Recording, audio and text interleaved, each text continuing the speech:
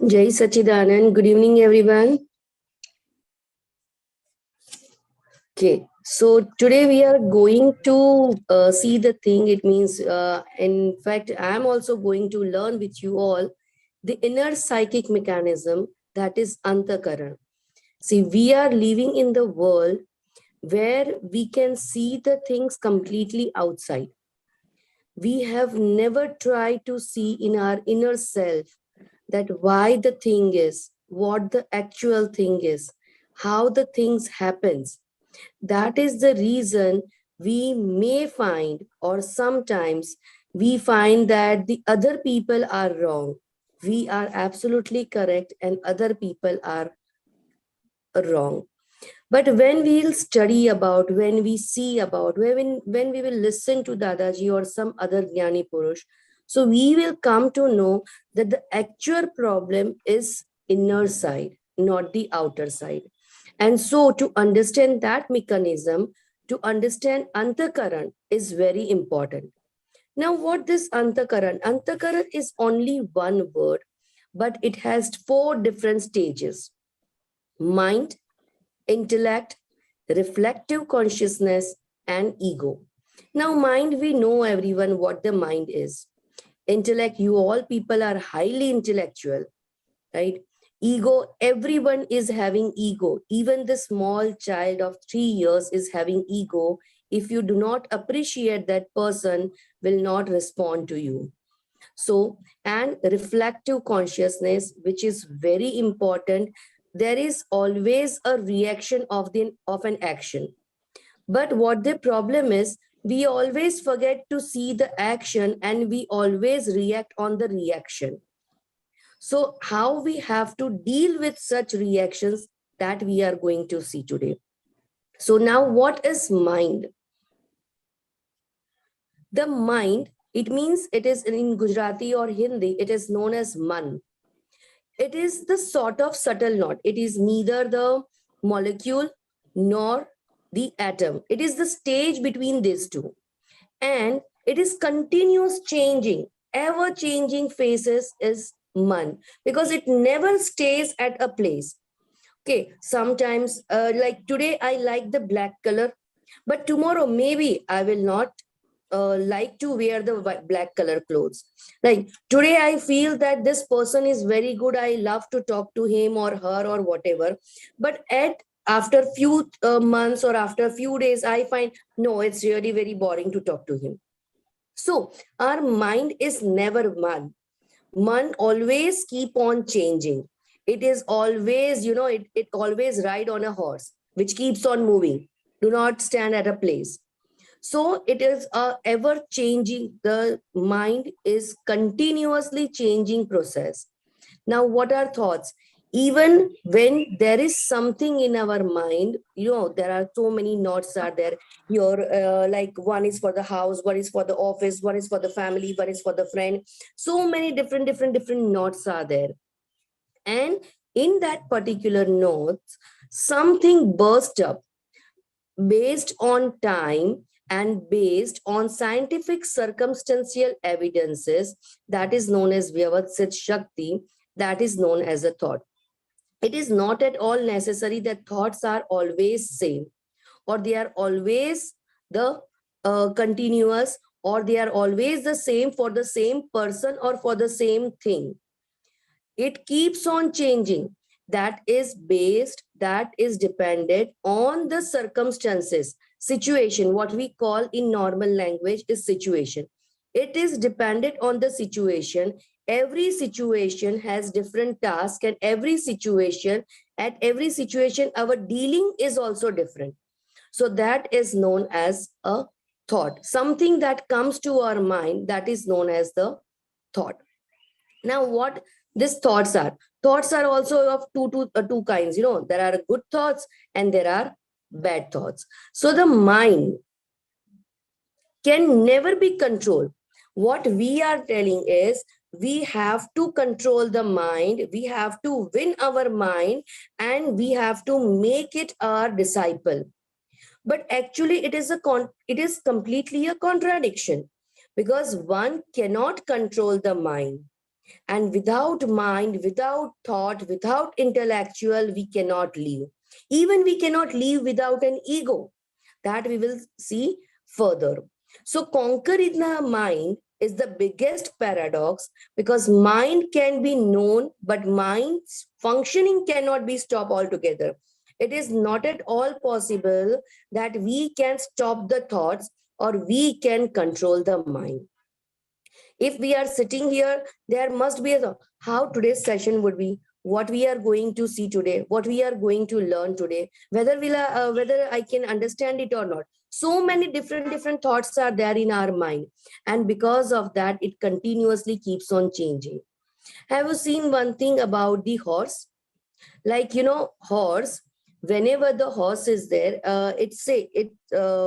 like, it always stands. It never sit, or it never lie down and sleep. When the horse lie down, when the horse sits, it means that the horse is going to die. And on the same horse, our mind is always riding. So you can understand how continuously it could be moving.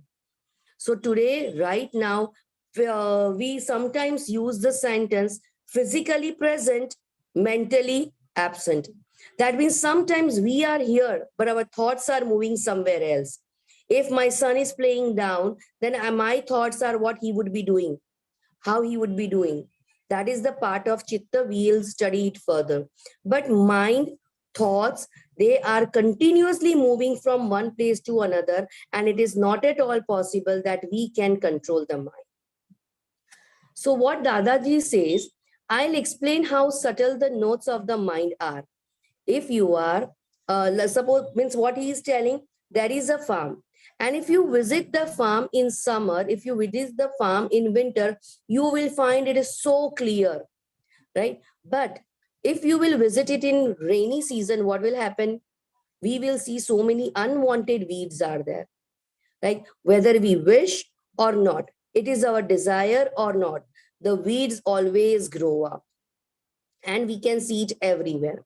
So after the rainy season, again we have to clean during the rainy season. Variety of weeds are there, and now do we know we have never sown the seeds of these weeds?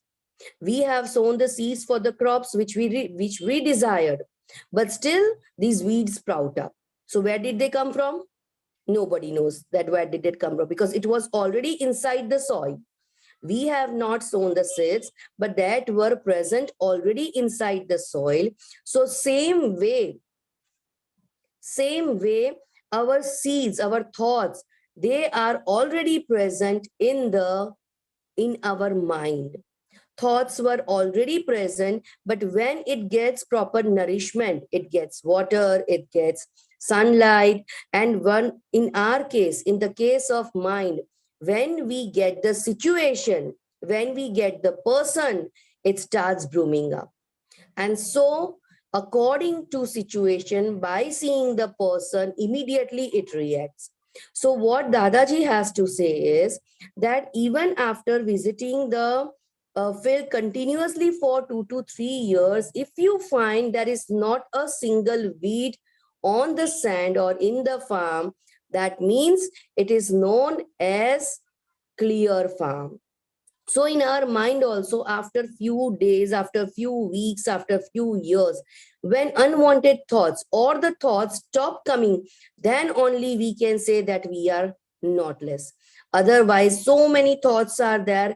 It is like a wire mesh. It is connected in our mind, which is connected with each other, one after the another and another after another one. So that keeps on coming. Now sometimes they are bigger one, sometimes they are smaller one. If you meet a Vaishnav person, and if they are asked the question that how many times a day did you get, or how many times means yearly did you get the thought of eating non-veg, he would answer hardly 2 to 3 times till his lifespan, like till the lifespan of 20, 25, 30 years. He might have thought of having this non-veg hardly 2 to 3 times, because it is not the thought in his mind. what we say, his sanskar were also not the same kind. His thoughts were also not that kind of. So his knot is very small. It is like a betel nut. But if we ask a Muslim fellow, how many times did you get this thought? He may answer that twice or thrice a day. In a day, we are not talking about week or month or year, but he may answer in a day 2 to 3 times or sometimes more than that. So his knot of eating non-veg is bigger. The same question is asked to a Jain fellow. He would answer not a single time, because his thoughts, his beliefs are like that. That means he has not the knot of eating the meat. So whatever the weeds are there, these are the weeds. Knots, what we could say is these are the weeds in our mind, and according to situation, it gets reacted. So here we have to understand that all these thoughts are already present in our mind. It is not like that they are coming. It is already present in our mind. According to the situation, it bursts up, it sprouts up. Okay. When one gets pleasant thoughts, then we are saying, I thought to give to do a charity. I thought to help someone else. At the time, we always said, I thought, or I have a desire to do this, or I get this thing. I decided, I thought. But whenever the bad thoughts are coming, we are very much afraid of. We never say, I thought so bad. It is the bad thoughts are coming to me. At the time, we never say that I thought this. We always say that very proudly, we say that I did the good thing, but whenever the bad thoughts are there, we always blame on the thoughts. That thoughts are coming to me. I refused so many times. I tried so much that this thought should not come to me, but they still come. Now, what can I do? So, when we say, if we are the thinker, very proudly we are telling that we are the thinker of the good things. But if this is so, why the bad thoughts are coming to us? So we can see that we have no control or mind. If the mind or if the thoughts are in our control, we would close the entry for the bad thoughts. But can we do that? No, we cannot do that. In both the cases, whether it is good or it is bad, in both the cases, the thoughts emerge on their own. But we are very proudly, when we are telling, if the good thoughts are there, we endorse it, that I have a good thought, or I thought something very good. And if something bad is there, we always say it came to me. At the time, we do not have courage to accept that I have a bad thought. Now, what Dadaji can say that, how does an enlightened person see the thoughts? How do they deal with the thoughts? So when we are watching a movie, when we see the film, what do? One after the another, the slide keeps on passing and the movie goes on. The same way, Jnani Purush like Dadaji, the enlightened person, or Lord Mahavira, or any of the Tirthankars, what they have done is, see, they have also taken the birth of a human. They were also having the human body, human ego, human, whatever the man, vachan, kaya. They were having mind, they were having intellectual. So they have already passed through all this situation. And what have they done? So they just saw all the thoughts as a movie. They were never involved in those thoughts. Why they were enlightened? Why they become Bhagwan? Because whatever the thoughts were there, they were just the watchers. They were just the observers. It came, it passed away. It came, it passed away. Whether it is good or it is bad, it's not an issue. Good or bad is not the issue, but how we deal with it. The same thing is there. Why we are humans? Why we have not yet enlightened? Because sometimes many times, not sometimes, We always sign the thoughts. While this enlightened people, they never sign the thoughts. They always just keep on watching as they come. And that is the reason they became free. They got total liberation. This is the way we are different from these enlightened ones. So we have to deal it as if we are watching a movie and let the thought pass away. We do not have control on the thoughts.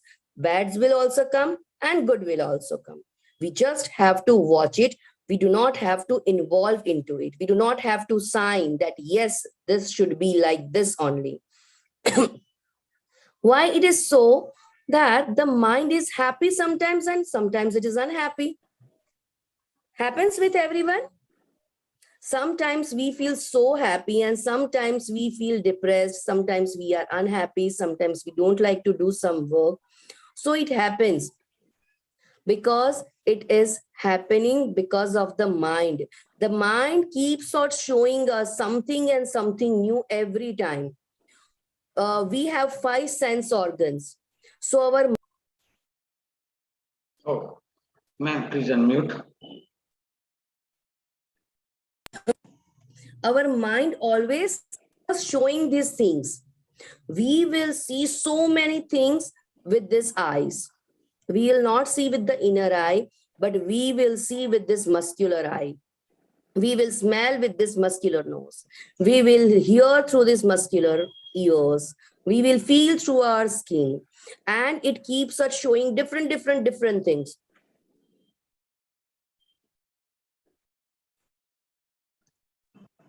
Someone is passing through this, Jaguar, or someone is having the very hi-fi car, Bugatti Chiron, like that kind of car is there. My mind will show me, see, that person is having far better life than you. He is leading such a luxurious life, having such a great thing with him. Oh. That will make the mind very unhappy. But this mind is, nothing, but we have to play the game with it. As the mind is playing the game with us, we have to play the game with the mind. If we will see, if we will show the mind that now see that person who is begging, or the person who is traveling through the bus, or the person who is traveling by an auto, or the person who is having a bike and they don't have car while we have a car, so our mind will definitely get happy. Yeah, we are actually so happy. Yeah. So one day there was an incident when Swami Vivekananda, he was in America. So at the time, one boy came to him and he started begging. So Swamiji said that you are so rich, and why you are still begging? He said, I don't have anything with me. How can you say that I am a rich one? Swami Vivekananda said, okay, I'll give you lakhs rupees. Just do one thing, give me your one leg. He said, no, I won't. He said, okay. He said, okay, now give me your both the legs. I will pay you more money. Just give me your both legs and I'll give you 10 lakhs rupees. He said, no, I won't. How will I walk then? Swami Vivekananda again said, he means keep on increasing the values, and he started demanding one and the another organ of the boy. This way it reaches till crores. And the boy said, no, I will not give a single part of my body. And Swami Vivekananda explained him, then how can you say that you are the poor one? You are the owner of crores of rupees. See, your organs, only the thing is we have to use it. So our mind is like the same one, that when we see the person, the other person, the opposite person, happier than us, having, what we call is as the, outer things.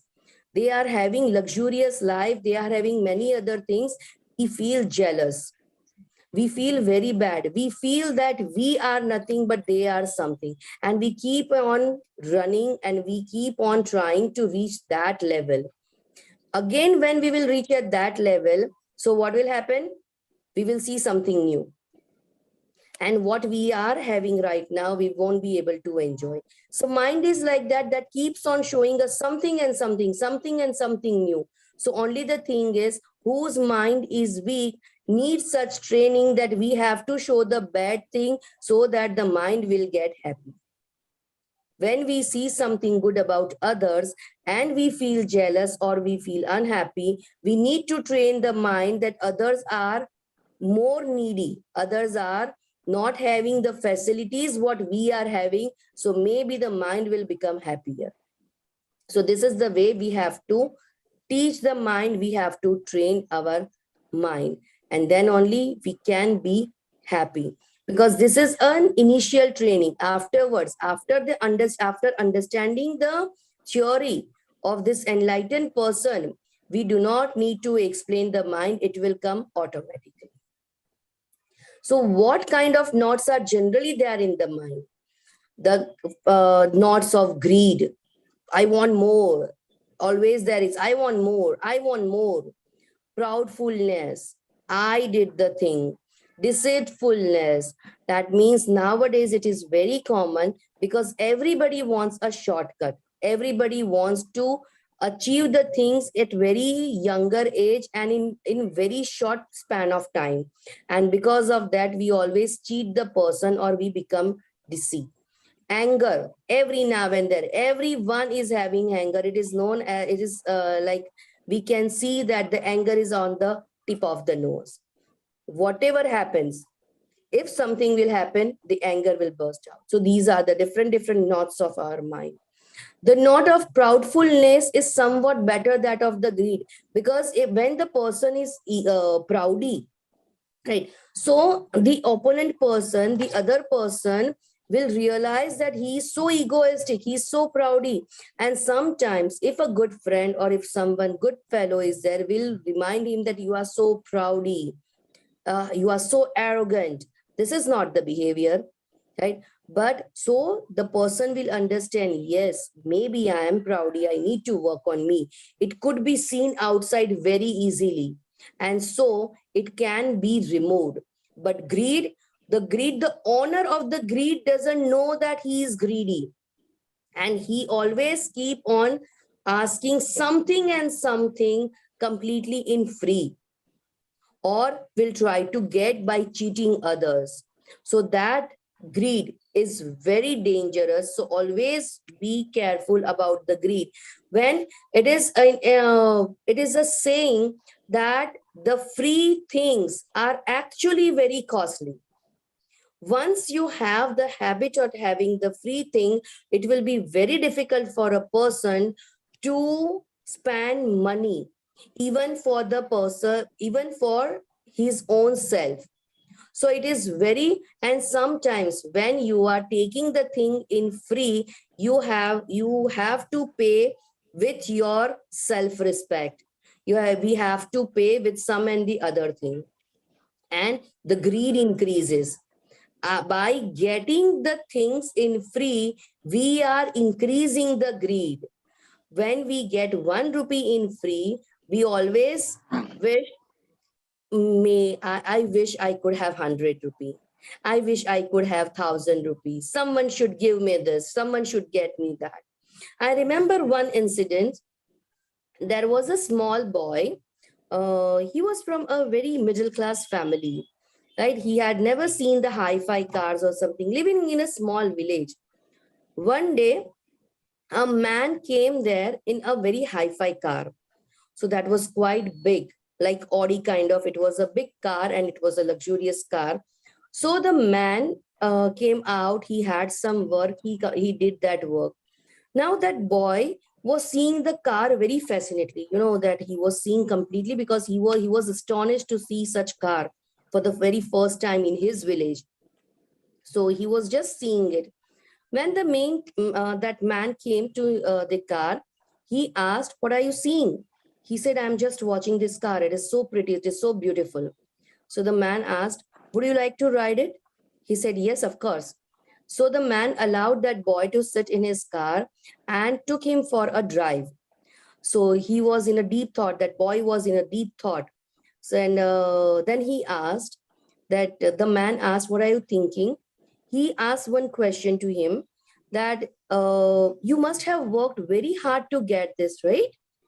So he said, no, I did not work hard. Actually, my elder brother, who is a businessman, he's a multimillionaire, and he has gifted this car to me. Oh, that's great, the boy answered. Now again, he was in a deep thought. So the man understood his thought and he asked, yeah, I know what you are thinking. You must be thinking that someone should gift you this car, like as I have received this such a beautiful, such a luxurious car in a gift. Someone should give it to you also. That is in your mind. The boy very calmly answered that, no, sir. I'm not thinking that someone should gift me a car, but I'm thinking of your brother, that how nicely he has gifted you the car. I want to be like him. Wonderful. So this is a thought, right? When we see someone, that someone has gifted a beautiful things to a person or something, we always think, I wish I could have such a beautiful gift. But we never give a thought that we should be like a person who is gifting the others. So if this is the way we could change our thought, we could convert our greed into a charity form. Now, how does one get rid of the notes of the mind? How do we get it? The first thing we have seen, that is, just see the thought as it is coming, whether it is good or it is bad. And we have to work opposite. If the thought of greed is coming, that I should get it free, give charity, do charity. When we are getting a desire to get 1 rupees, when 1 rupee, so at the time we have to give 2 rupees. Still our mind will keep on jumping, hey, what are you doing? Why are you giving away? So again it is shouting, we have to give 4 rupees. Again it is shouting, let us give 10 rupees. Until the mind understand, now it is not my cup of tea. This person, this Neha, is not going to listen to me. At the time, the mind will sit quietly. It will never ever jump again. So whenever there is a thought of greed, of anger, if we are getting the thought of anger, we need to calm it down. How we will calm it down? By drinking 1 glass of water, by sitting down in a room if it is possible, count 100 to 1, the backward counting, or just make a wrist like this, make like this, and then sit quietly. When there is an anger, try to think of the calmness. When there is a thought of greed, try to give charity. When there is a thought of deceitfulness, that the shortcut, think about the long cut. And whenever we feel, do not protect your own self. This is the best way. Protection is very dangerous. Here we don't have to be defensive. Here we have to be in the attacking mode. What we are doing when we are having the bad thoughts, we always protect ourselves. No, it is just the thought that came to me and this and that. No, at the time we have to open it up. When we will keep on opening up and we will react opposite way, then this mind will stop jumping. So this is the way we have to get rid of knots of our mind. Now we have studied enough about this mind, and I hope you all understand this. Is anyone having any question about mind? And the explanation was really amazing. Wonderfully, you have explained. Thank And you, the sir. most Thank you. important, the key word which you have used, the key sentence I would like to repeat.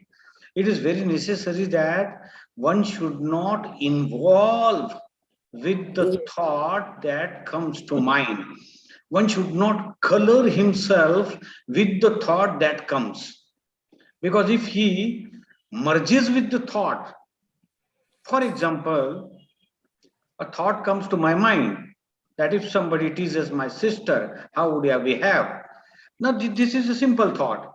If somebody teases my sister, I will hold him by here. I will pull him down. I will give him tight slaps and make him fall down. Later, I will take him to police station. See, because I got myself involved in that thought, a long sequence of thought process started dragging me to the self-afflicting meditation, Artha Dhyan. My involvement made me to have this Artha Dhyan, self-inflicting meditation, negative meditation. So you have used that word very nicely. Involve. Never get ourselves sink into the thought. Dadaji has also said, the thoughts come to us like all other people, but we simply watch them. We simply watch, and once somebody asked Dadaji, ki, Dadaji, when any negative thoughts come to you, how do you manage? What do you do?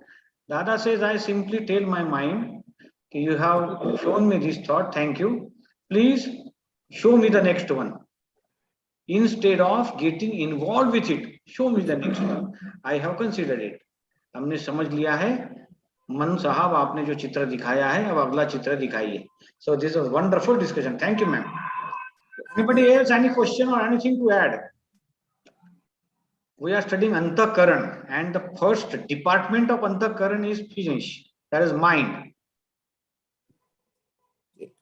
Now we are moving toward the second stage. Yes, sir. I would like to speak something.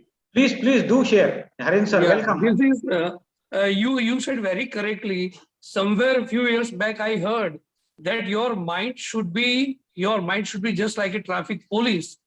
The thoughts come and go.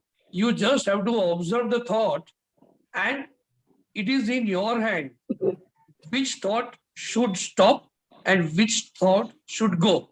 Wonderful. But never have that ownership of the thought. It comes. Very well. Right, Very sir. well, Harin sir. Right. Thank you. So now let us move towards the second part of our Antahkaran, that is intellect.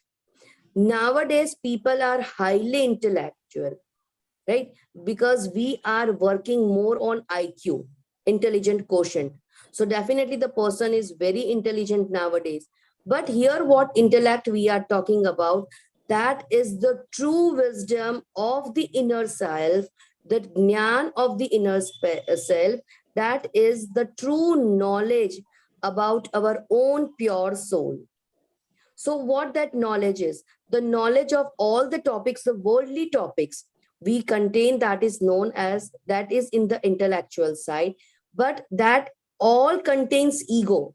I have the knowledge, I know that, I have studied a lot, or something like that. So there is the ego mixed up with all the knowledge. When the knowledge is without the ego, so that is known as the true wisdom, or it is known as the jnana. So the knowledge that is derived through intellect, and it is not perfect. So one should not rely on the egoistic knowledge. So because it might be trained with attachment or aversion. Means one should, intelligence is there, but intelligence without true knowledge is of no use. That there are two kinds of intellectual things. Intellect, that is samyak buddhi, that is the right intellect, and the viparit buddhi, that is known as the perverted intellect. Now, when that is actually taking us, the right intellect lead us towards the liberation. So that can be attained after having the realization of self, that is, who am I, right? And why I have taken birth on the earth. What is the purpose behind this? So that it gives the correct view of reality, and that is, it rarely does one attain this right intellect. And what the perverted intellect do, so that keeps us away from the real happiness, that keeps us away from the self-realization. It means we find the happiness not in inner self, we find the happiness in outer things, we find happiness in physical things, We find happiness in luxury. We find happiness in ego, like someone keeps on praising me, someone keep on appreciating. So that is the part we find happiness in. But the real happiness, when one will realize who am I and what is the person, what is the purpose of the life, and what is the way to liberation, at the time the real happiness is felt. So now, when the intellect, it is very common that it keeps us showing the outer thing. It never allow us to do introspection. The real happiness followed by introspection, why we are unhappy, why our mind is unhappy, why I feel jealous, or whatever the questions are there, that could be found through introspection. For that, we need to sit 5 to 10 minutes every day. Ask question to yourself. You have such a wonderful house. You have a good family. You have full body. You know, not a single part of our body is damaged. We have two eyes, ears, nose, hands, legs, through which we can work very hard. Then why you are feeling unhappy? You have a good house to live. So there are so many who are living on the footpath. They do not have proper house, while we have a wonderful roof. There are so many those who are moving in a traffic, they are walking, they are traveling, even though there is a lot of rush in the train or the bus, while you are moving in your car, but still you are unhappy. Why so? When we keep on asking such questions to our own self, then we will get the answer from the inside, and that answer is enough to make us happy. So introspection is very much needed. And what is the reason? What are the outcomes of these things when we are moving out instead of moving inside? So anxieties and lots of tension.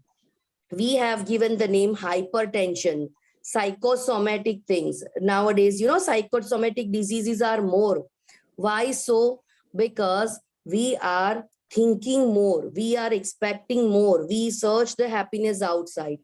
If the mother of 1 or 2 year child is dead, the child will not be, child may cry, may not cry.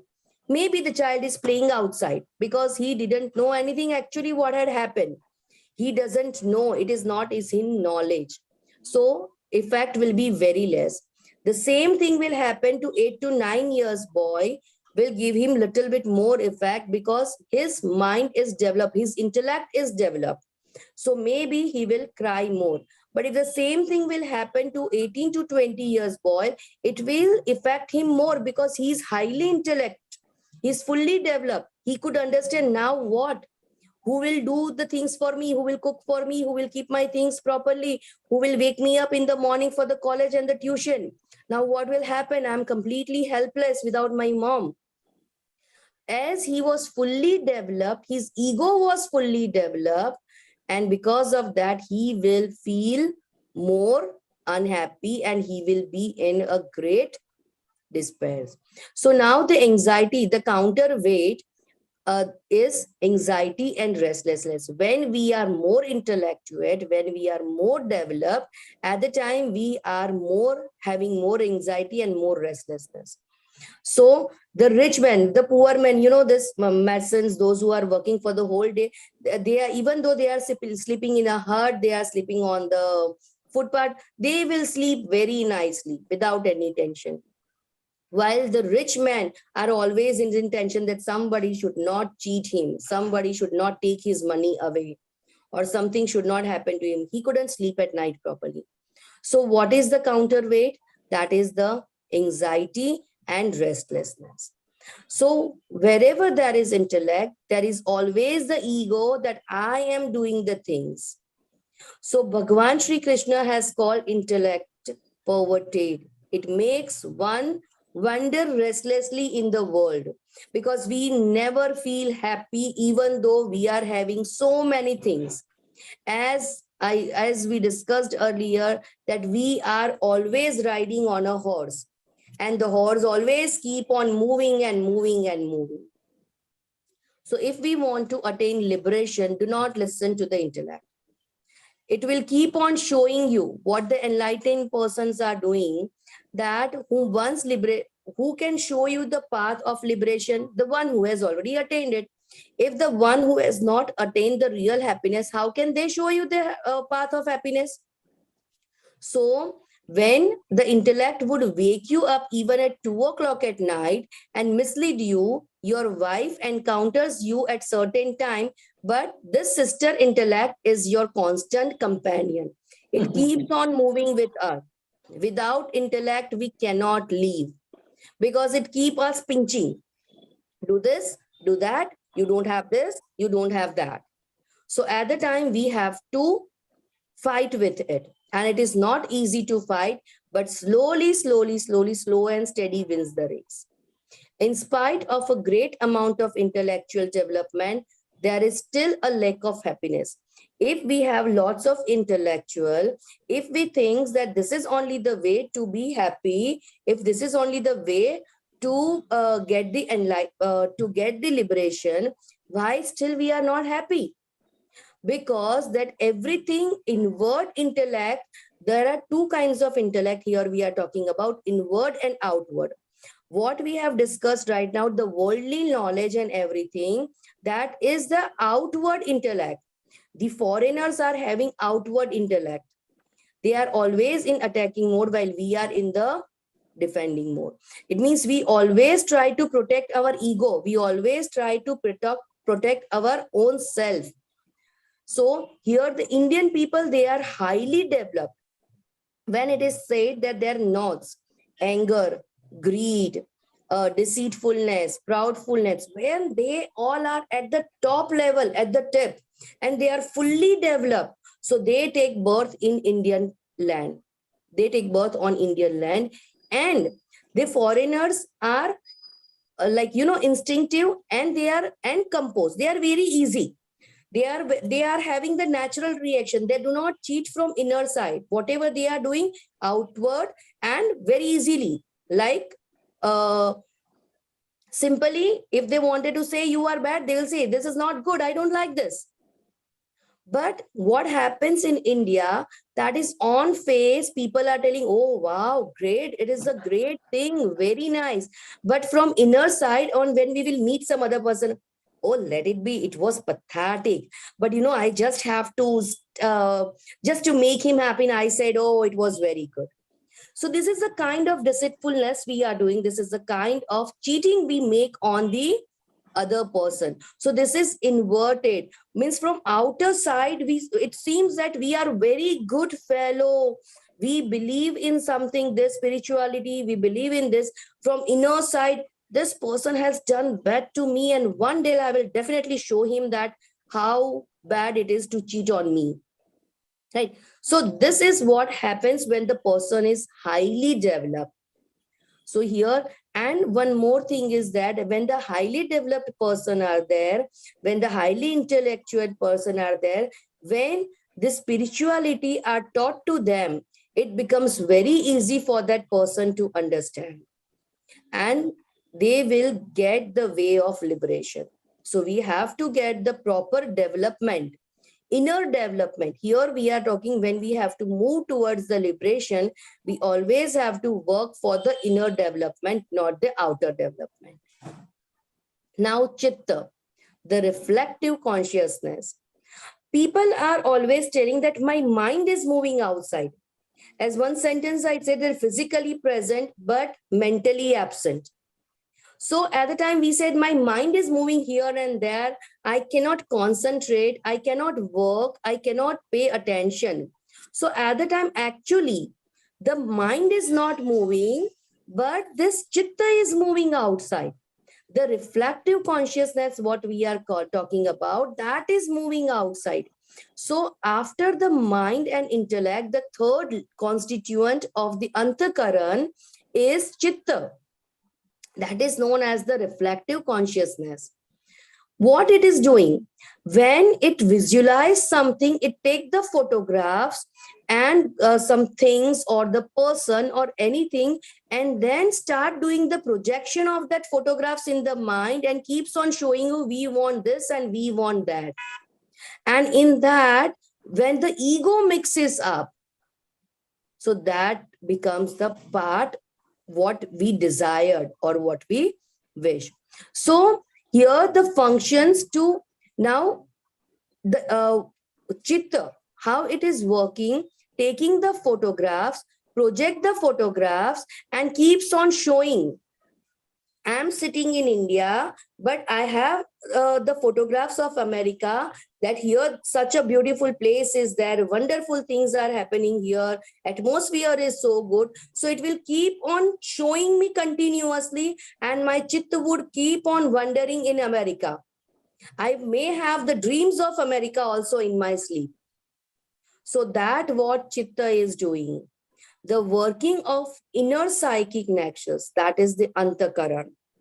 Okay, what it is doing, it is the complete series of connection between different people or the thing.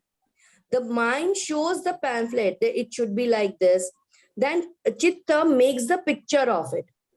When the mind and chitta, they brood over on something that this should be there, it is good for us, some this kind of thoughts are there, the intellect gives its decision, yes, it has to be like this. And after that, the ego endorses it, and thereafter the action takes place.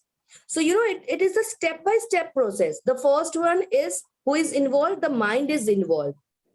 The starting is done by the mind. It should be like this, this, this. Then chitta shows the picture. Ki, yes, it has to be like this. It has to be have like this. Then the mind and chitta, they both broom together. They both start working together. They will broom up together. And after that, the intellect gives the decision. Yes, I have to go for this and I will do this. And the ego signs the endorsement. Yes, we have to work. And then the action takes place. Chitta is a state. It's a stage of our life. State of impure knowledge.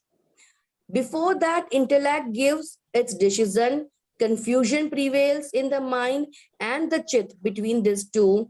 But once the decision is made, all become very quiet. Sometimes, where to go when we are having two different choices, right? Here the apple is there, here the kiwi is there, and we have to eat only one fruit. So the time we always keeps on thinking, what should I do? Apple? No, I should have kiwi. No, apple is better because I love the taste of apple also, and I it seems very good. But kiwi, it gives lots of vitamin C, and right now my body requires lots of vitamin C, so I should have kiwi. So there is always a confusion between while the selection is done. But when ego signs the things, no, you should go for kiwi because right now your body requires vitamin C, so eat kiwi. At the time when the selection is done, it becomes very easy. Then there is no confusion. Till that, there is always a confusion. After the decision is taken, this mind, this intellect, this chit, all will settle down. It is done, that means it is done. If intellect is asked to sit aside, the mind or the chit does not get disturbed at all. If we stop this intellect showing us the projections, showing us the photograph, then this both will also settle down. They don't have to deal anything with. Now, why does this chitta keep on wandering? We always say that it is moving around. I cannot get concentration. So Dadaji has given a very wonderful example. While we are counting money, at the time, is it wandering? No. When a child is watching a TV, 100 of them you call them. Beta, get up and take your dinner. Beta, get up and complete your homework. But child is continuously like this, the mouth will be open or seeing the TV like nothing goes into their ears. Have you ever experienced this? That the things which we like to do, it is of our own interest. At the time, we like to do the thing and nobody can disturb us. But when we are forced to do something, at the time we feel that my mind is moving around, my chitta is roaming around, it is wandering here and there. Once there was a prince, and the son of the king's manager. right? Who is known as the Mantri. They were fast friends.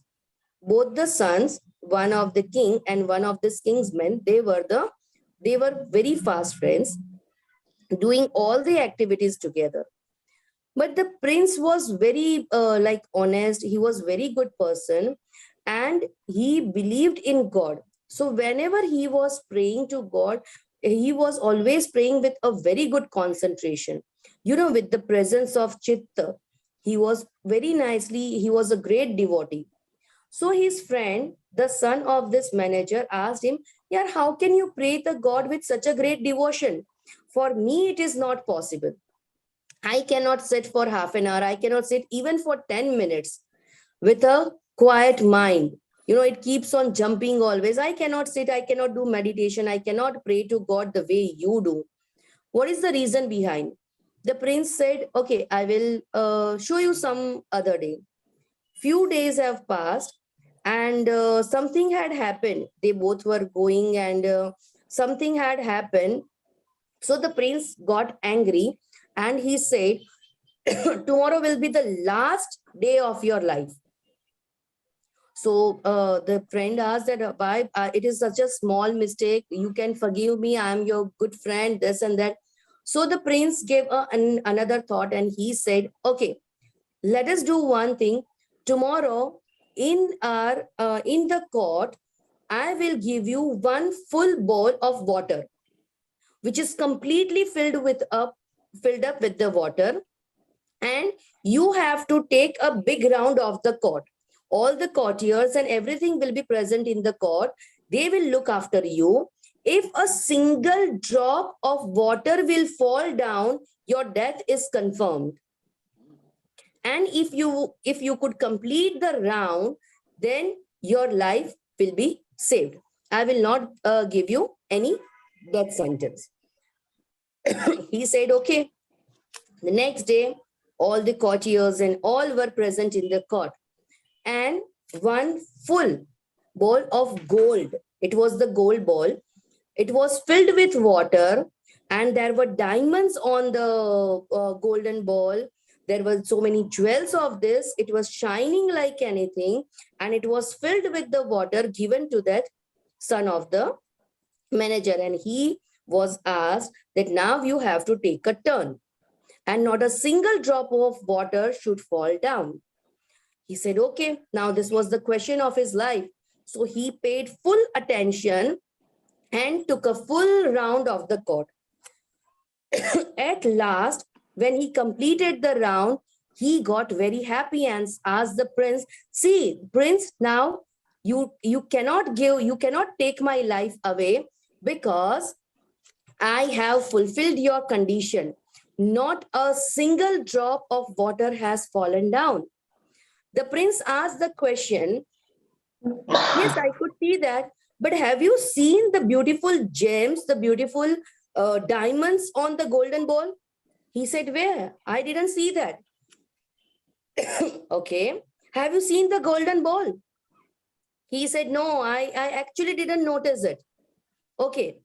Have you seen so many people, so many courtiers and so many common people are gathered here to see you, how you are working? He said, I'm extremely sorry. I didn't notice at all. The prince got a little bit angry. So he said, then what did you see? What have you observed?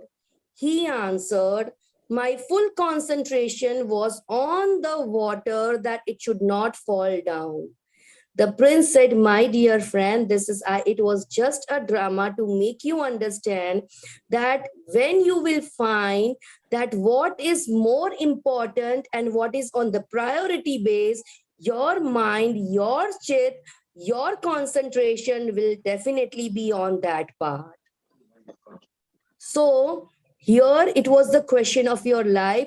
So you didn't bother about the people gathered around you. You didn't bother about the gold. You didn't bother about the jewels, about the precious diamonds. But your full concentration was on the water, that it should not drop down. And this is the reason why you could win. This whole drama was performed by me to answer the question you asked me, why my chitta is moving around. So we need to understand what is at the priority of the life. If money is the priority, if all the physical happiness is the priority, if to attain everything of the world is the priority, then our chitta will definitely keep on wandering while we are praying the God. But if the God is the priority, self-realization is the priority, then everything will follow you. So we need to change the perception. We have to understand, we have to make the mind understand what is at the priority base. So how should I purify my chitta?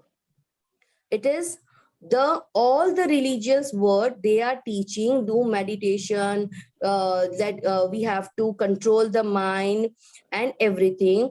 But actually what happens when the dirty clothes are there, we wash it with the detergent. So if we do not brush it properly, then what happens, the residue of the soaps are the detergent are there.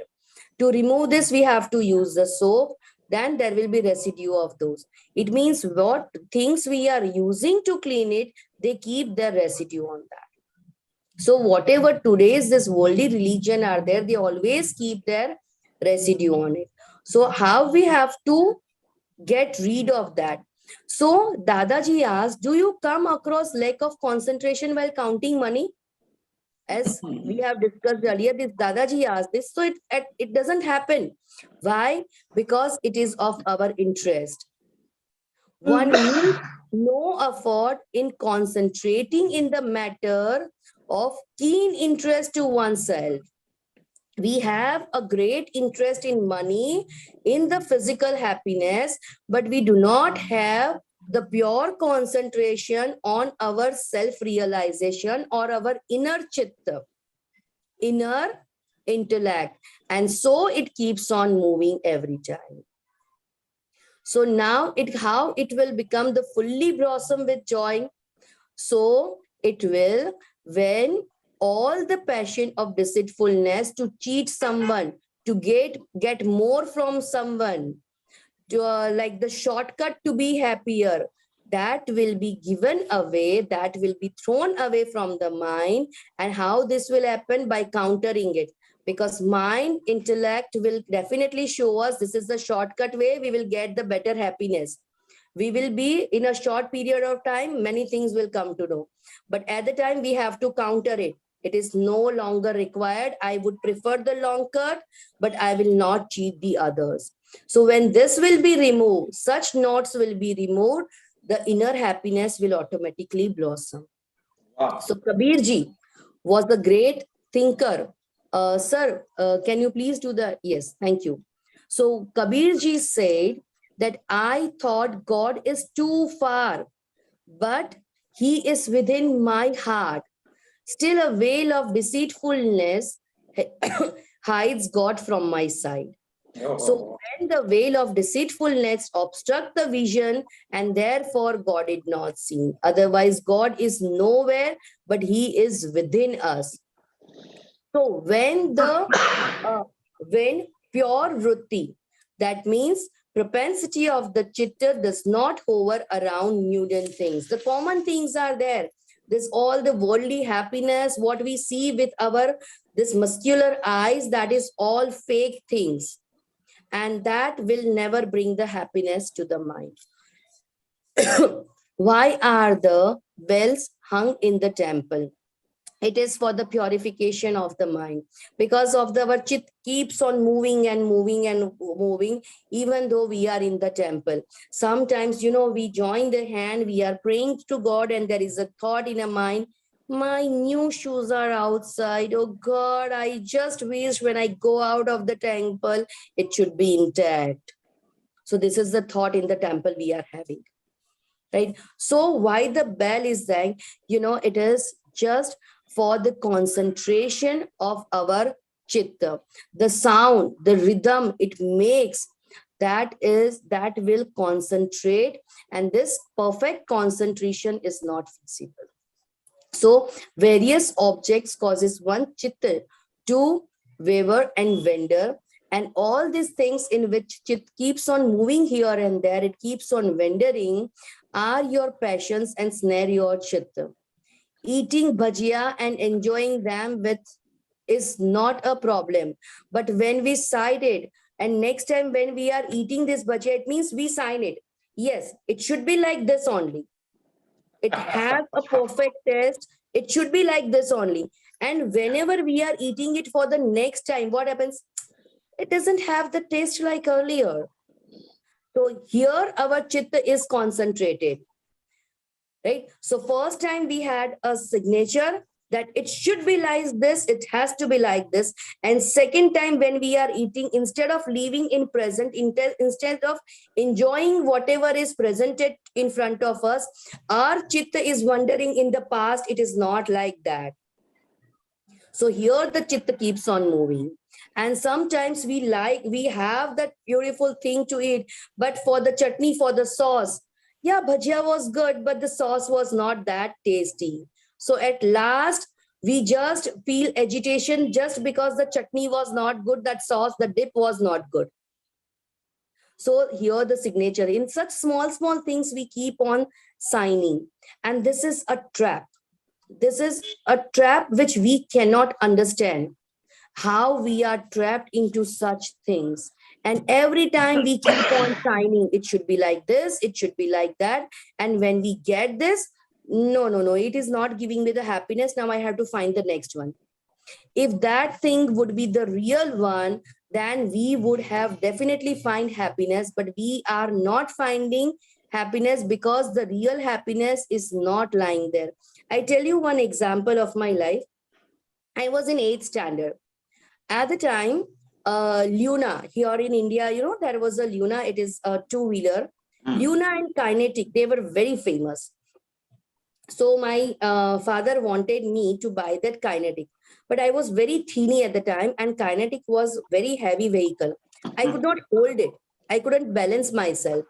So he said, okay, I will buy Luna for you. So he bought Luna for me. So when I was going to school, it was allowed only once a week I can take that Luna to school. Otherwise, I have to go on my bicycle only. So I was having, I was very proud, like I'm having Luna, because in my group, only I was having Luna. So it was like, I feel some my friends asked me, Neha, please give me a round. I said, no, my father said not to give a round. If some damage will happen, he is going to scold me a lot and he will not repair it. So I will not give. And I feel so happy for 4 to 5 years. After that, like in college, when at the time Sunny was very famous and some other vehicles have come. So at that time, when my father told me, now daily, every day you can take this Luna to your college, I was feeling ashamed. How can I take Luna to college? Because now all are having different other vehicles. And if I go by Luna, that was the old fashion at the time. So now I prefer to walk. I prefer walking than taking Luna to school, to college. Because now it is an old fashion. So our chitta is, signing like this. When I get the new one, I sign. Yes, it has to be like this, the perfect one. But that thing which was giving me the proud initially, after 5 years, when I entered the first year of college, it was the sign of shamefulness for me. How can I take Luna to the college? Right. So this is the difference, how our chitta keep on trapping us. That sometimes is showing happiness in this thing or sometime in the other thing. So when the chit travels outside of the pure self, that is the inner self, our soul, seeds of karma for the next birth are sown. Because we always give the opinions. The chitta always snaps photographs, dull sometimes and clear at other times. But the photographs will be of whatever we have clicked, with the quality of our photography. And special thing is signing. It has to be like this. It is the right thing. So that are the seeds of our new karma for the new birth. But when we see these virtual images and afterward we sign on this, we get involvement, and then after we have to suffer, because to fulfill that, we have to take the another birth. So while taking the photographs, we have to be very much cautious what to take and what not to. So that is really very important. So the bells are hung in the temples to pure the chitta so that it do not move here and there and it will be concentrated. Now, Wow. ego, the fourth and the most important one part of the inner psychic nexus, because without ego, the person cannot leave.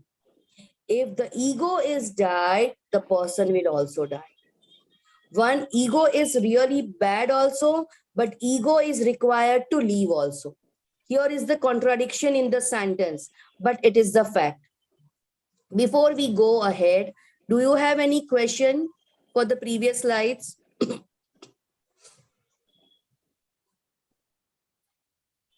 Okay, so shall we move ahead? Okay.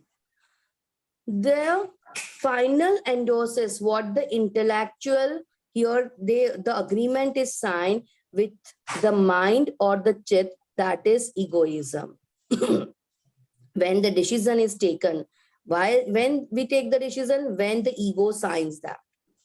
As long as the ego does not endorse, doesn't agree with the thing, no action can take place.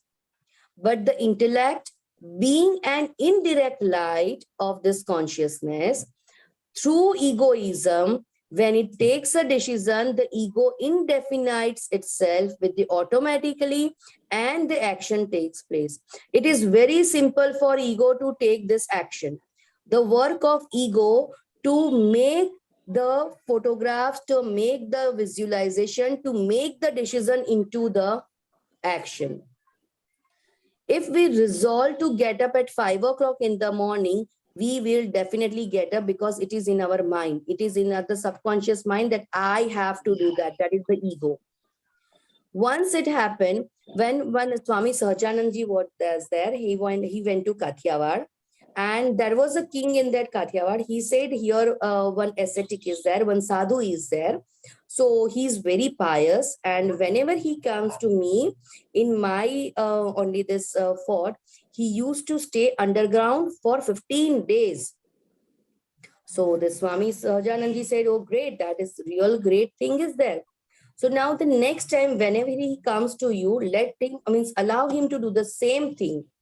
But at the time, whenever you go to receive him, when he comes out of that dig, when he comes out from that ground, do not go to greet him, do not take any procession, and you send only your two normal men, two normal soldiers to welcome him. The king said, okay, I will do as you said. When that sadhu came out of the ground, only two soldiers were there to welcome him. So at the time, the sadhu got very angry. He got, where is the procession? Where is the king? He doesn't come to greet me. Doesn't he have any sense that I have done such a great thing? He started screaming like anything. And while screaming, the sadhu fainted away. Oh, Because he ego fainted was away. shattered. Yes, because he was doing such thing as his ego lived. And when the ego did not get any nourishment, he died. Right. So ego is very important. And so when the 9 gems are given by Dada Bhagwan, by this enlightened man, so the very first Yes. jewel, the very first diamond he has given is that I should not hurt someone's ego, Yeah, yeah. nor I should work like that, not I should behave like that, and nor I should think even of hurting the ego of someone. Because if we hurt the ego of someone, even if the small child, they are also hurt very badly. I have a preschool, and in that, one 3 years old girl is coming. She's from Africa. She's from South Africa. They have just settled down to Surat and they have taken admission. So once she was climbing the stairs, and I found that that girl may hurt herself because she was not having the balance. So I just hold her hand. but I had to hold her tightly so that she do not fall down and she did not get hurt herself. But as I hold her tightly, she immediately reacted, "Ma'am, you are hurting me. You do not allow me to climb the stairs. You are hurting me." She didn't realize that what I am doing. She didn't realize that I'm protecting her from falling down, because if she would fall down, she would fall down from a height and it may hurt her. But as I stopped her going up, she found that I am not allowing her to do what she is capable to do. So such a small girl, only 3 years old girl, is telling me, "You are hurting me." So this is to understand even the small child, when we feel that they don't have any sense of susu and potty, they don't have any sense, they don't understand, have great ego. Because this is my thing, this is my toy, that they say because of this ego only. So really speaking, the self never dies. It's the ego that dies. When we do not nourish this ego, slowly, gradually it dies. So and is born, when is born again, as long as the ego doesn't endorse, that does not come. But the fellow can't help doing this. So ego, if once the ego is dead, the person is also dead. Respect and insult are just the sweet and the bitter juice of the ego.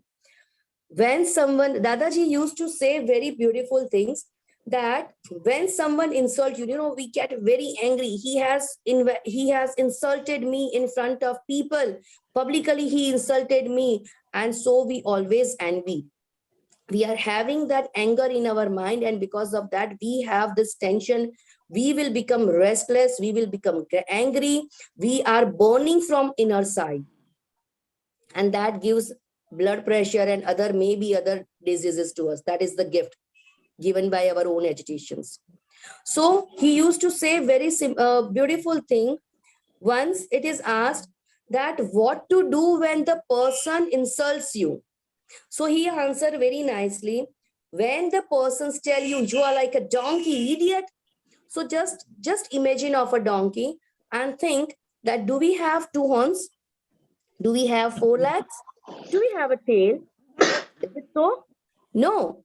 So he's not telling me. So I'm not a donkey. I don't know whom he is telling. Okay, this is the way we have to ignore the thing. And one more next step that was told, that is, okay, if someone insults you, that let us make a graph today, that today I have to receive 10 insults from people. Today I have, then keep on increasing, that today I have to receive 5 insults from the people. If 5 times I'm insulted, then I have to react. Till that, just swallow it. After 5, if the 6th one is there, react. Okay, then gradually increase. Today I have taken 5 times insult. 1 month, for 1 month, I have to accept 5 insults. Every day 5 insults. Then from the next month, every day I have to accept 7 insults. This is the way our patience level will increase, and it will be like we will feel calm when someone insults us.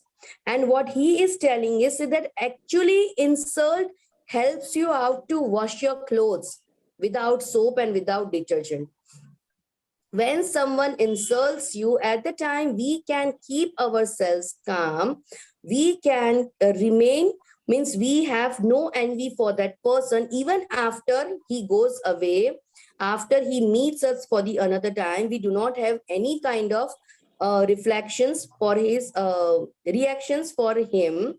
So at the time, what happens, that person who is insulting us is washing our karma, and we are getting pure without any labor. Wow. So actually he is helping us out. That poor guy who is insulting us is doing great job for us. We were taking 10 years or 20 years to wash away those karma, but by that insult, it is just washed away within few minutes. Isn't it a great thing?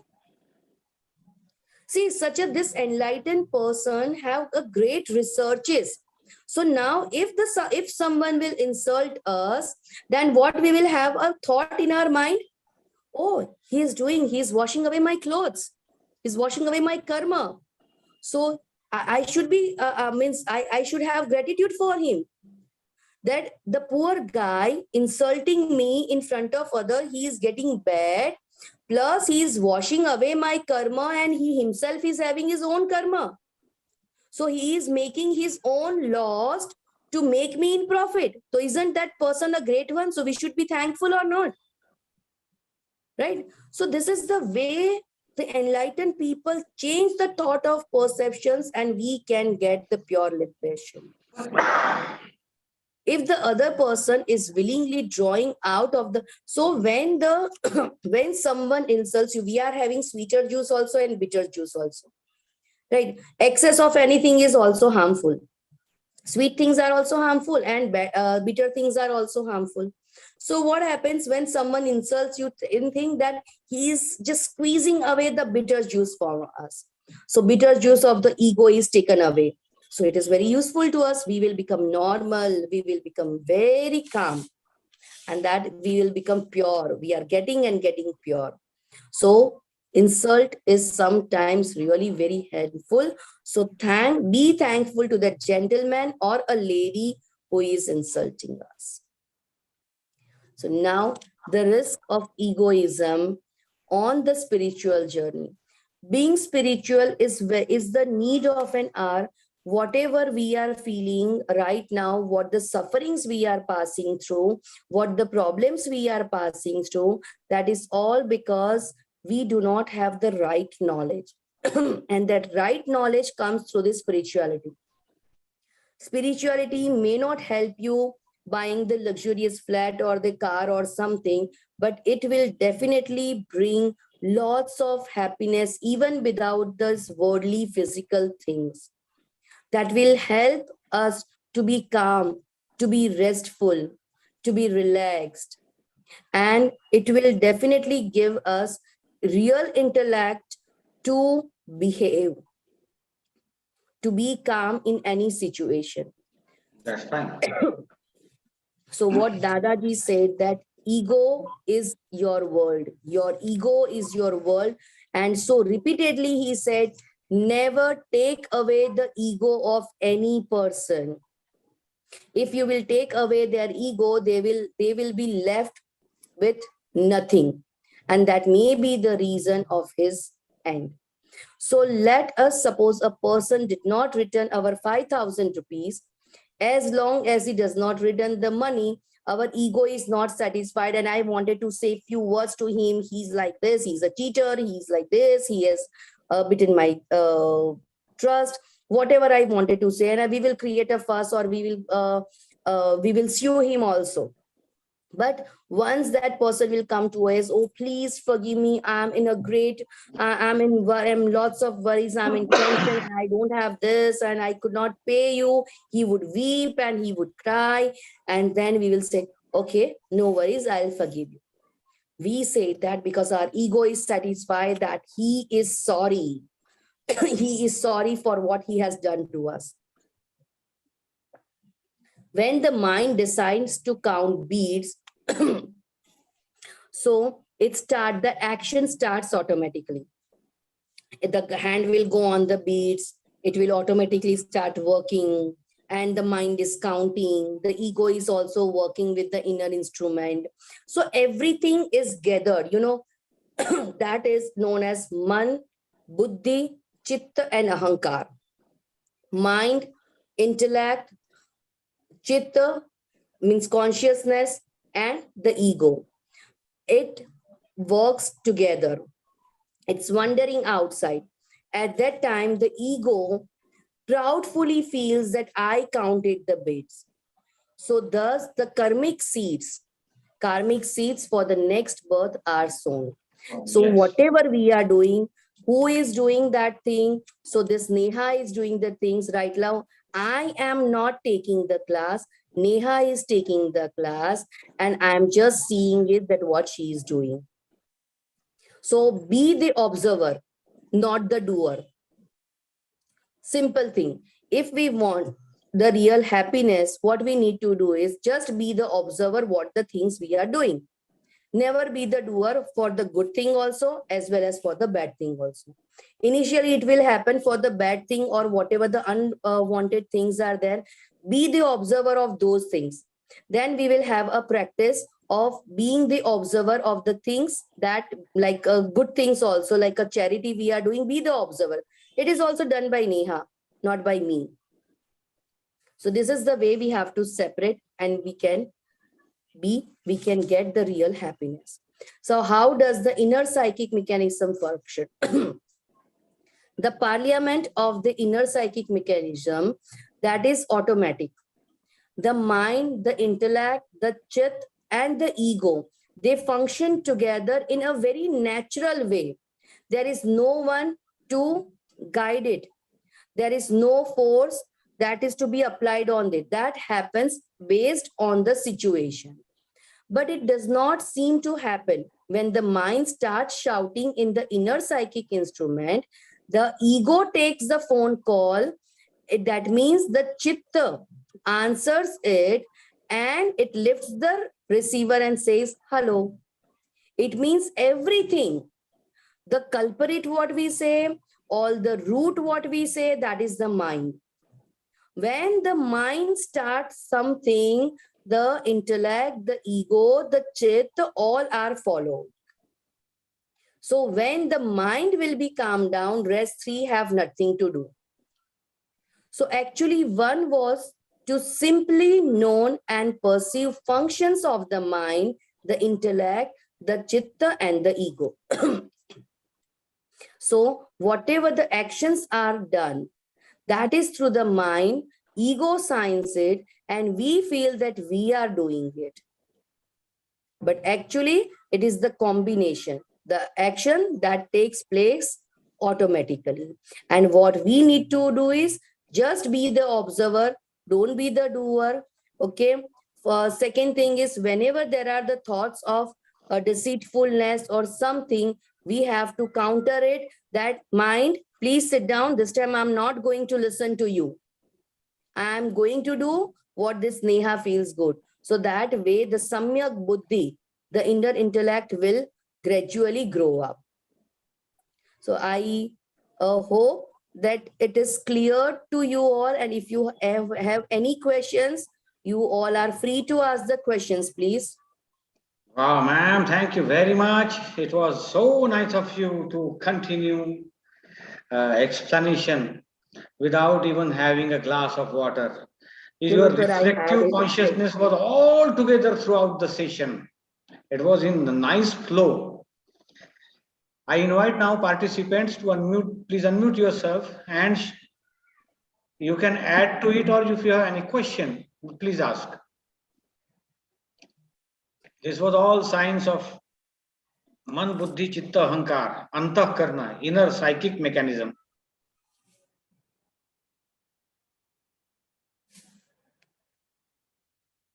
And a question about mind, intellect, ego, or reflective consciousness.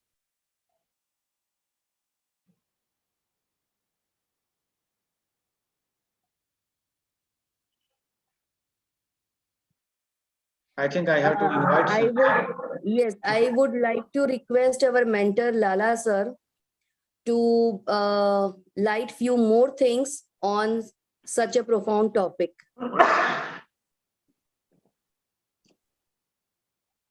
Hello. Jai Satchidanand sir. I'm audible? Yes, sir. Yes, sir. See, this was a very subtle topic, but we included this in our session because everybody has this. Okay, everybody, we have this mind, intellect, reflective consciousness, and ego. So the what this is in so many directions. Okay, it is not that we can't grasp it at once. That is true, well understood, while including this session in our course. But definitely it helps us. It see, Dadaji has thrown light and in a novel way, many aspects. Say, let's start with mind. Mind and reflective consciousness are two things, right? And sometimes we use it, we use the same word, mind is wandering, as explained. And the ultimate, if you see all these four things, mechanism is one at a time. All the four don't work at a time, one by one, but in a fraction of second. So it looks like that everything is working at a time. But merely by observing our functioning of mind and intellect and everything, it helps us a lot. How? I'll tell you. Simply by observing, okay, the improvement starts. Okay, in Vedanta also this has been discussed, like Sakshi Bhav. If you just observe what is happening within you, that observation, act of observation itself is so much helpful. That itself cleanses your process, cleanses your mind, cleanses your intellect, cleanses your reflective consciousness. Observing it is kind of an meditation in itself. That's the great benefit we will have it. Now, the core principle is why everything, why our chitta, why reflective consciousness is just wandering here and there. It is in search of happiness.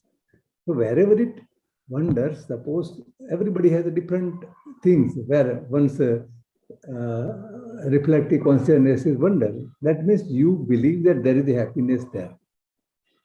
And that is why that reflective consciousness goes there time and again like a fly on the some sweet object. It may not be sweet. See, mind you, just you believe that there is a pleasure in it. That's why it goes there, right? And if you just observe this and analyze whether there is a happiness there in or not, that itself, by just impartial analysis, okay, it specifies the thing. So, Dadaji says the mind is consisting of opinions of past life. So wherever you have opined in this session, Neha have explained you that wherever you sign that this is good, this is bad, okay, that is a kind of opinion you have fixed on certain things.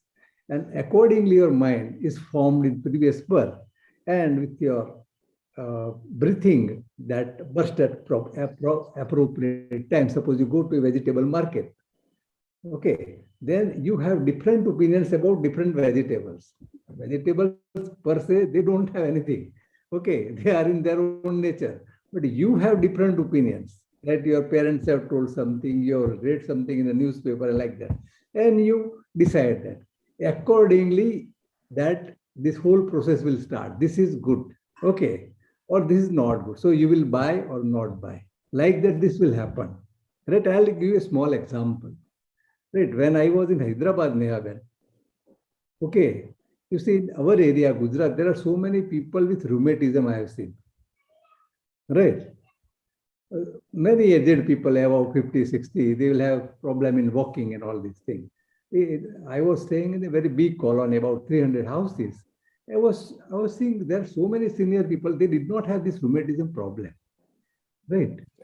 So now you see, in our Gujarat, people avoid the amli, okay, tamarind.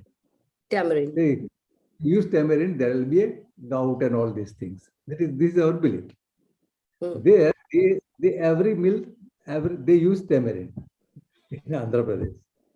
You see, simply by opinion, okay, and because when I have the firm opinion in Gujarat that tamarind causes the rheumatism, so it will cause me. These people, on the contrary, I read an article in newspaper that tamarind is a remedy for gout. Okay. Okay. Totally contrast to my opinion. So this is how opinions are leading to your mind. Opinions are making your chitta wonder. So everybody has different belief of happiness in different objects. Okay, and that is how our mind and reflective consciousness wonder. So this was the intention of this session, was just to highlight this mechanism. It help us to re-evaluate where our belief of happiness lies. And because you have a belief, per se, there may not be happiness in that thing. Because it is not there, you will get fed up with it, and you will get again a dislike for the same thing for which you had a like. Neha will explain about the example of Luna. Okay, because with the change in the context, that same thing. Okay, because your belief has changed, the same thing which hitherto was giving you happiness, the same thing gives you unhappiness. So this is how the intention of this session was, to make all of us thinking in an impartial manner about our own inner psyche. That's what I thought I have to summarize this session, right? Thank you, sir. Thank you very much. We may share this also.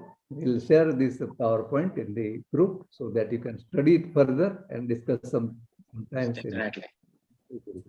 Thank you. Thank you. Anyone else would like to share anything or to add something? Jai Sachidanand, sir. Jai Sachidanand, Dr. Ichi Dayal, welcome. Jai Sachidanand. Namaste, ma'am.